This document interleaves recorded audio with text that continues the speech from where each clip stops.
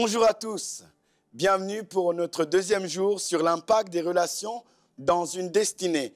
Il a été dit précédemment dans le dernier enseignement que j'ai pu faire que nous ne pouvons pas opérer dans la plénitude du Saint-Esprit si nous ne marchons pas dans une relation. Parce que les Écritures disent ceci, qu'il est possible pour moi d'opérer dans la plénitude du Saint-Esprit si je peux vivre dans l'amour. Et l'une des possibilités pour moi de vivre dans l'amour, c'est de trouver quelqu'un. Trouver quelqu'un avec lequel je peux communiquer et partager l'amour. Aujourd'hui, je voudrais qu'on puisse ensemble prendre un texte dans le livre de Actes 3 au verset 1. La Bible dit ceci. Pierre et Jean montaient ensemble au temple à l'heure de la prière. C'était la 9e heure. Il y avait un homme boiteux de naissance qu'on portait, qu'on plaçait tous les jours à la porte du temple appelé la Belle, pour qu'il demande l'aumône à ceux qui entraient dans le temple. Cet homme, voyant Pierre et Jean qui y allaient y entrer, leur demanda l'aumône. Pierre, de même que Jean, fixa les yeux sur lui et dit « Regarde-nous ». Et il les regardait attentivement, s'attendant à recevoir de quelque chose. Alors Pierre lui dit « Je n'ai ni argent ni or, mais ce que j'ai, je te le donne. Au nom de Jésus-Christ de Nazareth, lève-toi et marche. Lève-toi et marche. » Et aujourd'hui, j'aimerais vous entretenir sur le sous-thème « Reconnaître les relations et les différents mouvements de transfert. » Reconnaître les relations et les différents mouvements de transfert. La Bible dit ceci dans le livre de Actes 3, qu'il y avait un boiteux qui était là, et ce boiteux-là, on le plaçait tous les jours pour qu'il demande l'aumône, pour qu'il soit dans la mendicité. Il va faire ça pendant des années. Et je vous ai dit une chose, que nos relations influencent notre destinée. Alors, elles influencent notre destinée d'une manière positive, mais aussi d'une manière négative. Ça veut dire que nous pouvons être en communion, en contact avec des hommes et des femmes qui vont affecter notre vocation ou notre destinée. Voilà pourquoi il est important pour nous de reconnaître les différents mouvements de transfert. Quand je dis mouvement de transfert, je veux nous dire simplement que dans la vie de chaque homme, il y a un monde. Nous transportons tous un monde. Lorsque je parle de monde, c'est les pensées dominantes qui nous contrôlent. Parce que ces pensées dominantes vont influencer notre langage et notre attitude. Nos actions sont influencées par ça. Et chaque homme va transporter un monde. De la même manière, dans ce texte, Pierre et Jean vont dire, nous n'avons ni or ni argent. Ce que nous avons, notre monde, et leur monde est un monde de foi, est un monde de l'impossible, est un monde de puissance, est un monde de grâce. Et il va dire, nous te le donnons au nom de Jésus-Christ, lève-toi. C'est-à-dire ce qu'il y avait à l'intérieur d'eux, par le contact, Pierre et Jean vont transférer leur monde. Et nous sommes, bien-aimés, chaque relation est influencée par une pensée dominante, un caractère qui peut influencer une personne. La Bible dit, dans 1 Corinthiens 15, verset 33, « Ne vous y trompez pas, les mauvaises compagnies sont la ruine d'une bonne conduite. » Ça veut dire que votre environnement va influencer ce que vous allez être. Vous êtes le produit de votre environnement. Vous êtes le produit des hommes et des femmes avec qui vous opérez constamment. Et il est important pour nous de pouvoir bien avoir une vision des différents mondes, parce que chaque monde va transférer quelque chose. Alors peut-être là, tu es en train de regarder, tu identifies autour de toi. Vous savez, si vous restez constamment avec quelqu'un qui est négatif, vous allez être négatif aussi, parce que son monde est la négativité. Donc à force d'écouter, vous allez commencer à parler le même langage, à développer la même attitude. Je dois identifier les différents mouvements de transfert autour de moi. Il y a des gens, je suis désolé, je ne peux pas rester à côté de ces gens. Parce que si je reste à côté des gens, si j'ai une relation avec ces gens-là, ils vont influencer sur ma destinée. Voilà pourquoi il est important que je puisse discerner quel est le monde de mon environnement, quel est le monde des hommes et des femmes qui sont autour de nous. Il y a des personnes, lorsque vous êtes en contact avec eux, vous allez rester dans votre position, vous n'allez pas croître, vous n'allez pas avancer, vous n'allez pas exceller. Et tu dois comprendre qu'il est important pour toi de reconnaître les différents mouvements de transfert dans une relation. J'ai connu un jeune homme qui commençait à marcher avec Dieu. Il était dans une cité et il va découvrir l'évangile et il va commencer à changer. Il était en contact avec des chrétiens. Et ces chrétiens-là, leur langage, leur attitude commençaient à influencer sa vie. Et il commençait à changer, commençait à parler comme eux, fonctionner comme eux. Et ses parents vont aller voir ces différents chrétiens et vont leur dire à ces chrétiens, à son environnement, laissez mon fils tranquille. Je ne veux plus qu'il soit avec vous. Et le père de ce jeune homme va mettre la pression à son environnement et le fils qui commençait à changer va laisser ces chrétiens. Et quelque temps après, nous allons apprendre que cette personne qui commençait à être transférée va être en contact avec des dealers. Et il va commencer aussi à vendre de la drogue et il va se retrouver en garde à vue plusieurs fois. Son père va revenir nous voir en nous disant « Oui, est-ce que vous ne pouvez plus parler à notre fils ?» Je vous prends cette histoire, cet exemple pour vous dire que ce père n'avait pas reconnu les différents mouvements de transfert. Tant que son fils était en contact avec les chrétiens, il changeait. Mais dès qu'il est rentré en contact avec un autre type de personne, son monde a aussi été influencé. Voilà pourquoi tu dois reconnaître les différents mouvements de transfert et avancer et progresser. La Bible dit dans Actes 3 que cet homme était boiteux, il était là tout le temps. Alors il avait des amis, mais des amis qui ne l'apportaient pas. Oui, tu dois reconnaître les différentes relations et mouvements de transfert. Il y a des gens autour de toi qui peuvent affecter ta destinée. Tu dois les mettre de côté. Des fois, ils sont sympas, ils sont gentils, ils sont bien habillés. Ils nous connaissent depuis, des fois, notre enfance. Mais ils ne nous amènent pas à produire et à vivre notre vocation. Cet homme boiteux était là depuis longtemps. Depuis longtemps, il restait avec les mêmes personnes qui le mettaient devant le temple et le laissaient rester dans la mendicité. Il y a des mauvaises relations que je dois identifier et que je dois décider de m'éloigner. J'espère que quelqu'un reçoit quelque chose. Les mauvaises relations ne nous permettent pas d'avancer. Les mauvaises relations nous amènent à rester dans une même position. Regarde bien ta vie, regarde bien ton environnement et regarde si tu es productif ou tu regardes vers l'arrière. Parce que ce boiteux était constamment au même endroit. Il ne bougeait pas chaque année. Vous savez, nous avons l'habitude de dire bonne année, le 31.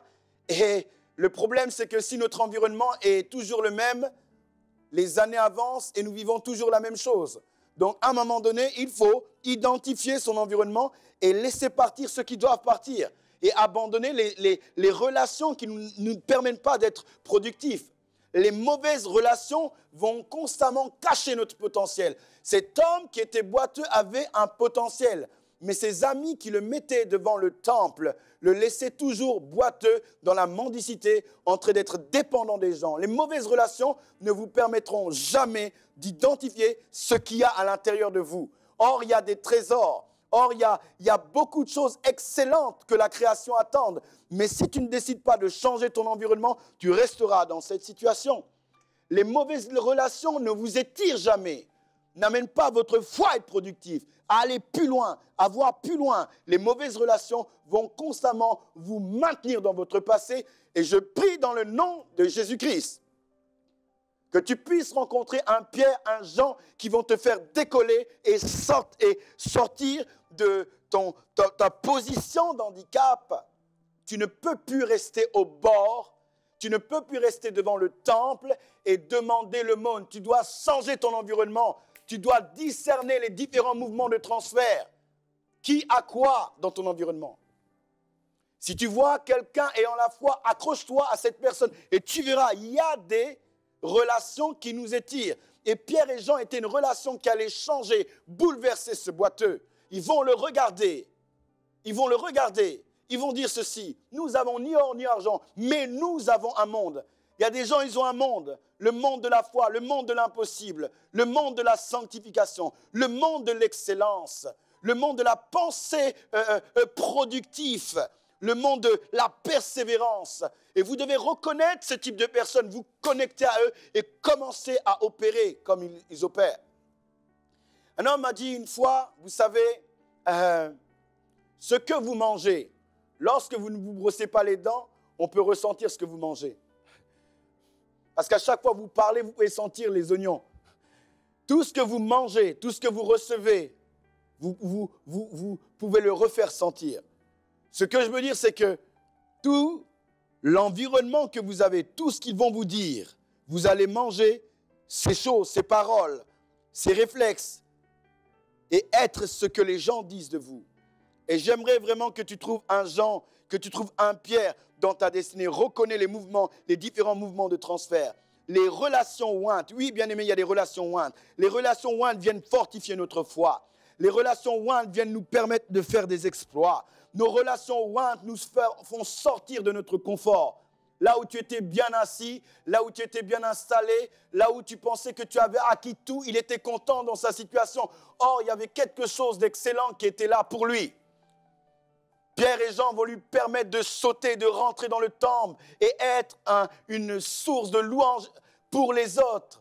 Les hommes et les femmes qui étaient dans le temple, lorsqu'ils vont voir ce boiteux, ils vont louer le Seigneur. Oui, l'une des choses qui était installée dans sa vie, c'est qu'il soit une source de bénédiction pour que les gens puissent louer Dieu. Mais ces choses étaient cachées. Des relations ointes vont activer ce qui est caché en vous et vont vous faire sortir de votre confort. Les relations ointes vont vous donner de pouvoir, bien-aimé, vivre des choses excellentes. Et tu as besoin d'identifier tes relations. Les relations qui ne t'amènent pas à être productif, tu les laisses. Mais les relations qui peuvent t'amener à croître, tu dois t'attacher à ça. Tu dois t'accrocher à ça. Si tu peux voir autour de toi, dans ton environnement, quelqu'un qui aime Dieu, quelqu'un qui a la soif de Dieu, tu vois sa vie, tu vois comment il avance, tu vois comment il progresse, sois attaché à lui. Accroche-toi à elle et commence à avancer. Laisse cette personne t'affecter par son monde pour que tu sois productif. Tu dois être courageux pour te débarrasser des gens qui ne t'amènent pas à être productif. Parce qu'il y a des gens qui t'amènent toujours à la même chose, la même désobéissance, la même mentalité. Trouve quelqu'un comme Jean et Pierre et commence à avancer. Tel est le cri du cœur. Ruth va être en contact avec Naomi. Elle va s'attacher à elle. Elle va décider de laisser sa maison, laisser son peuple pour s'attacher à Ruth. Elle va vivre des choses excellentes. Les relations ointes, des fois ce n'est pas facile parce que ça nous conduit à sortir de notre confort. Elle a dû laisser sa famille. Tu dois être prêt à laisser certaines personnes dans ton environnement et t'accrocher à des personnes ointes. Les différents mouvements de transfert, quel est ton monde ? Et lorsque tu identifies les gens, tu peux reconnaître leur monde. J'espère que quelqu'un me suit. Tu dois reconnaître les relations parce que nous avons dit que chaque relation va influencer nos vies. Et il y a des relations négatives. Il y a des gens qu'il faut laisser, il y a des gens qu'il faut abandonner. On leur prêche l'évangile, mais nous ne sommes pas en communion avec eux. Nous ne marchons pas avec eux. Par contre, il y a des gens dans lesquels nous devons nous accrocher, avancer et progresser et exceller. Et dans les différentes relations ointes, des bonnes relations, nous allons en voir différentes. Il y a des relations, bien aimées, où je vais cheminer avec quelqu'un ayant les mêmes foi que moi. 1 Samuel 18:1 nous parle de David et Jonathan. C'était des personnes qui avaient la même foi. C'était des personnes qui avaient le même niveau. Et dans les bonnes relations, nous pouvons trouver des personnes ayant le même niveau que nous, avec qui nous avons un rapport d'échange. Ils nous étirent et on les étire et aussi nous avançons et nous progressons. Maintenant, dans les bonnes relations, il y a aussi un autre type de relation que j'ai appelé les relations des pères et des mentors. Des pères et des mentors. De Samuel 18, au verset 3, c'est David qui est au combat. Et je vais juste vous dire ce passage-là. Vous pourrez lire ça chez vous, là, dans 2 Samuel 18. Au verset 3, il dit « Mais le peuple dit à David, tu ne sortiras point, Car si nous prenons la fuite, ce n'est pas sur nous que l'attention se portera.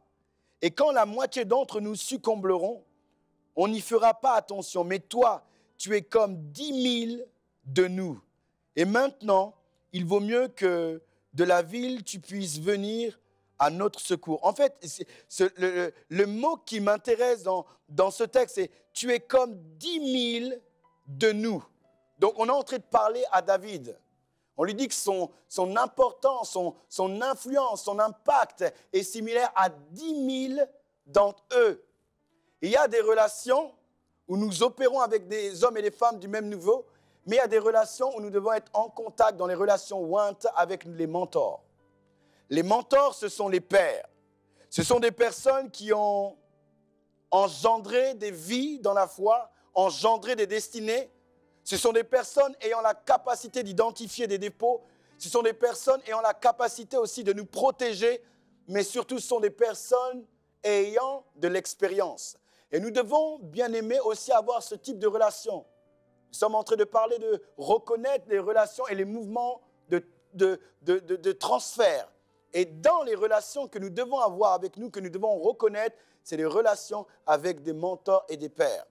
Lorsque nous parlons avec des pères et des mentors, des hommes et des femmes ayant une expérience profonde, ayant une vie intègre de crainte, nous devons être en contact avec eux, non pour dialoguer, mais pour écouter.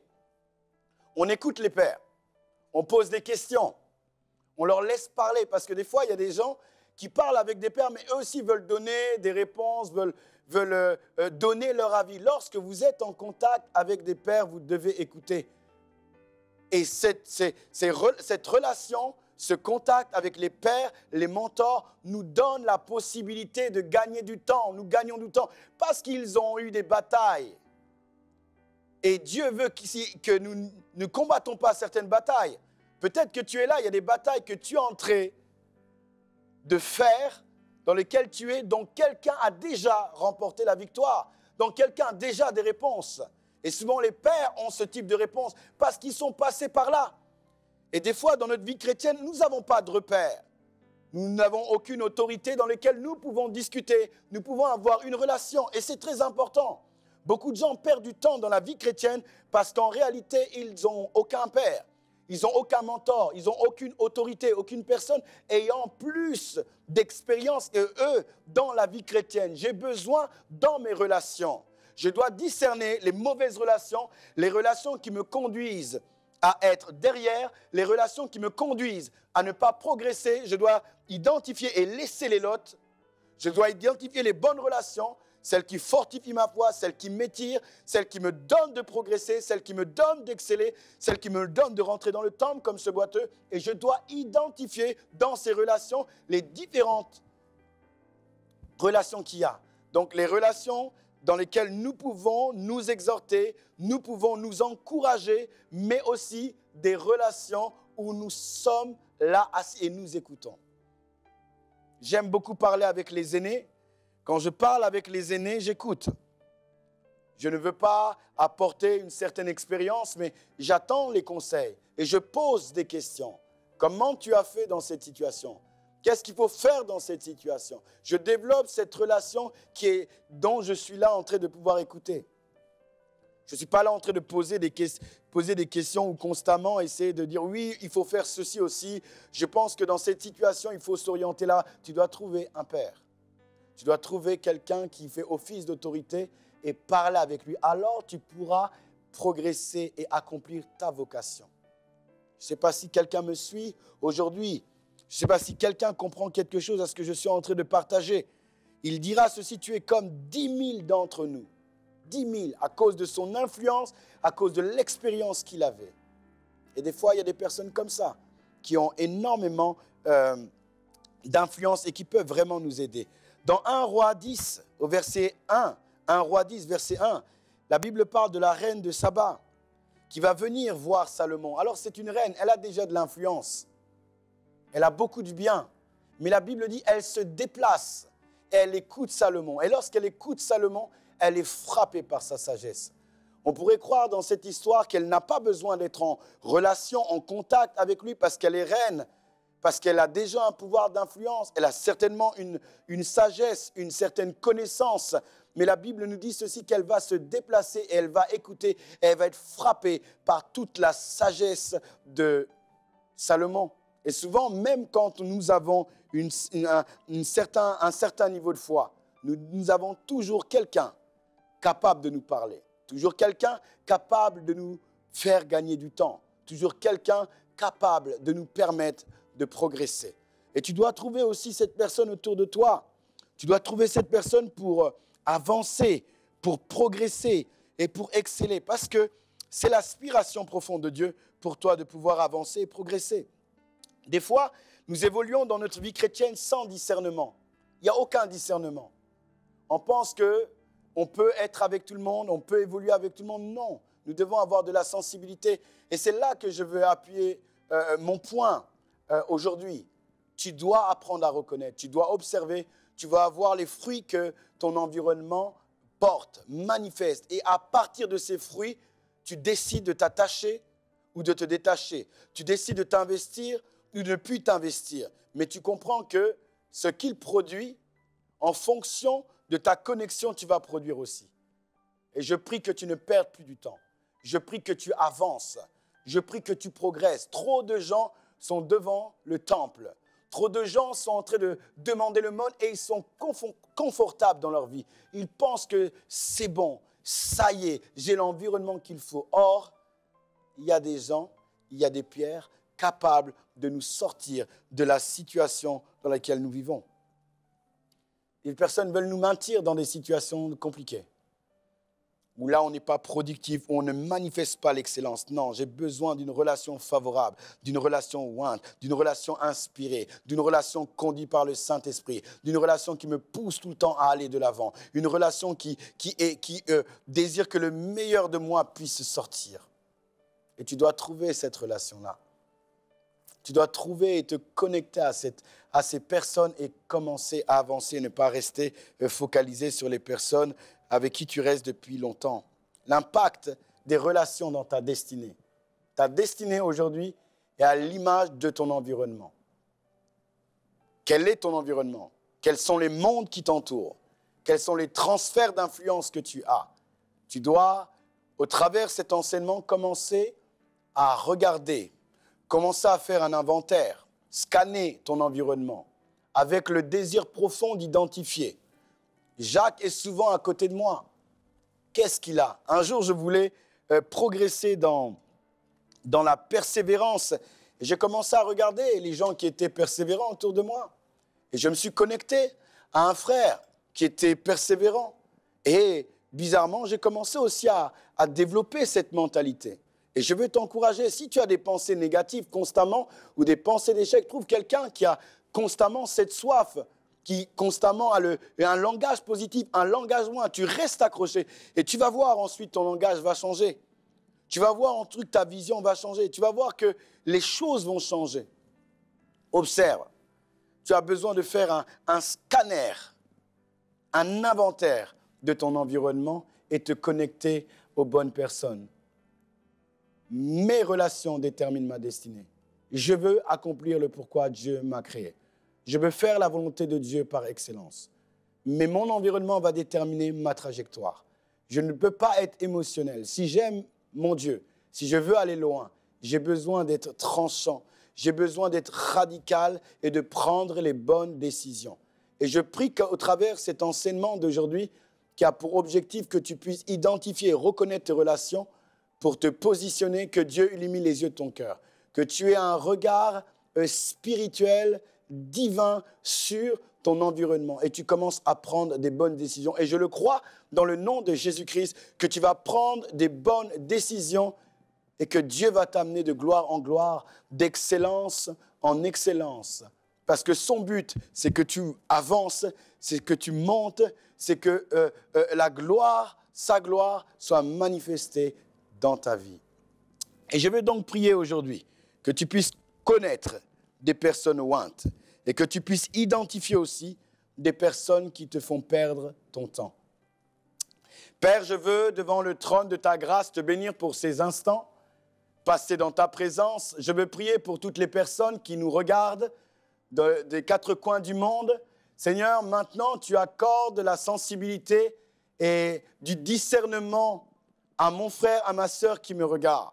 Je prie que quelqu'un puisse reconnaître son monde, reconnaître les mondes qui sont autour de lui ou d'elle. Je prie, ô Dieu de gloire, qu'une personne prenne des bonnes décisions et que tu amènes cette personne dans cette vocation excellente que tu as planifiée. Je prie que plus personne perde du temps.